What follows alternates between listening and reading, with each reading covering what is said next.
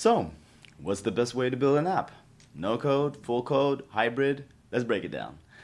No code is the fastest and cheapest option. It's best for simple MVPs. Tools like Bubble, Adalo, and Glide make this possible.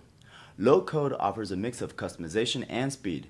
It's best for apps needing some customization but without full coding. Examples including FlutterFlow and OutSystems. Full code provides a maximum customization, but it's expensive.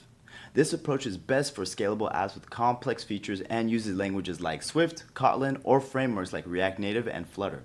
Remember this simple rule. If you need speed, go no code. If you need power, go full code. Alright, so next up, we'll discuss how AI is changing app development.